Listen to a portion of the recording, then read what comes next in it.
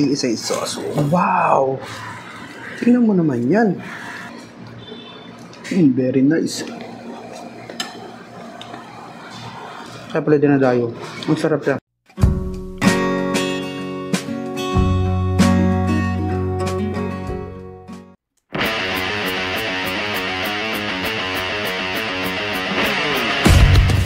Tawari sa mga detective, it's a weekend. Pupunta kami ngayon ng Binondo para mag-part 2 ng Binondo Food Crawl. Samahan nyo kami, tatakawin na naman namin kayo. Let's go!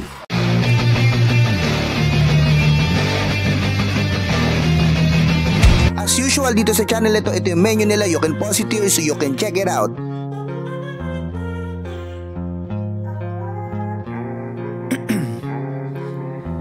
In my veins, I've been driving this train, years in this lane. Dito nga pala kami mag-food trip sa Dong Bay Dumpling and located ito sa Yuchenko Street dito sa oldest Chinatown in the world. Iisa yung sauce. Wow! Tingnan mo naman yan. Mainit po. Haramdaman ko po. Wait lang. Tingnan natin, mainit na. Yes. Freshly cooked. Freshly served.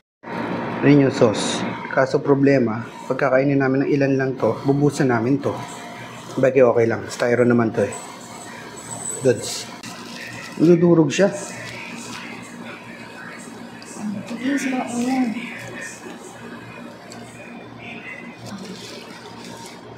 Sira oh. Ayun. Tatry ko muna ng walang sauce. Malasa. Kahit walang sauce. Lagyan mo. Ay, shit. Gusto. Yan na lang. Nagkakadikit siya. Yan. Tignan natin ito.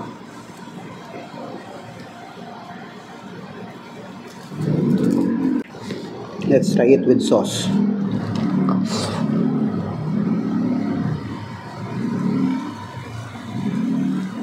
Level up. Ang sarap. May kulang dito. Kanin. Gago! Sarap. Ang sarap.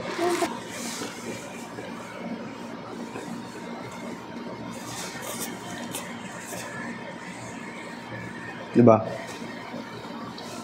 Good job. Yes! Yes! Yes! Very nice.